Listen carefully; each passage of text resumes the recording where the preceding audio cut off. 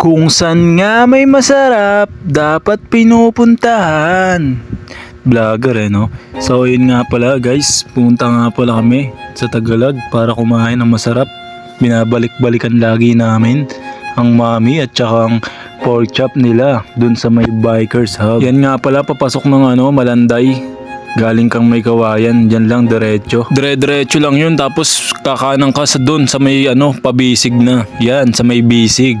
Tapos dediretso ko na dyan sa may Tagalog. Naisipan naming balikan yung Biker Subs kasi yun talaga yung masarap na mami na nakainan ko kasi malabnaw yung sabaw niya. Yung kasi hinahanap ko sa mami. Kaya naisipan namin ng girlfriend ko na kumain kami ulit dun sa may Biker Sub. Para sa akin kasi sulit yung mami na nakainan ko talaga dun. Ewan ko ba bakit nasarapan ako kasi karamihan kasi ng mami ngayon puro malalapot na yung sabaw, pero ang hanap ko kasi yung talaga yung mismong sabaw talaga, kaya yun yung mami na nasarapan ako, kaya yun lang naman talaga yung babalikan namin dapat sa Biker Sub.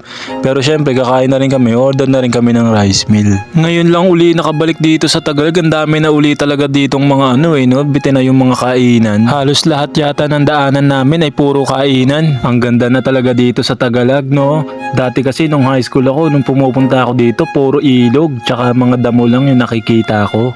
Ang sarap nga rin pala talaga magpunta dito kapag palubog na yung araw no, pag mamasdan mo siya na lumubog. Ang sarap nga din pala magbike dito kapag hapon, sobrang payapa.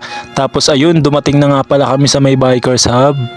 Ito nga pala yung pwesto nila sa Tagalog, sa may tapat ng Kuya A, tapos ayan may milk teahan. Ang luwag nga din pala ng parking space nila dito. Kahit may dala kang sasakyan, pwede dito. Tapos ito nga pala yung mga menu nila guys, tingnan nyo na lang. O i-post nyo na lang itong video. Tapos ayun, dumating na rin pala yung order namin. Umorder nga pala ako yung paborito ko dito na mami. Tapos sa akin, pork silog. Tapos sa girlfriend ko, yung pork sisilog. Yung mami nga pala kasi nila dito, parang natikman ko na rin kasi sa Binondo. Halos kasing lasa niya lang. Tapos mababa lang yung presyo dito. Tapos ayun, tapos agad kumain, sobrang bilis. Ayun, tumambay muna kami sa Tagalog. Nanood nga pala kami ng mga namimingwit na mga isda dito sa Tagalog. Imbis na isda yung nahuli, daga yung nahuli niya. Joke lang. Tapos ayun, bumiyahe na uli kami. Tapos maghahanap pala kami ng prop niya. Gusto niya nga pala matikman yung prop ng Pablo's Manila, kaya dali-dali na kami pumunta. Pero minsan lang naman kami magganon, kaya okay lang, pinagbigyan ko na siya.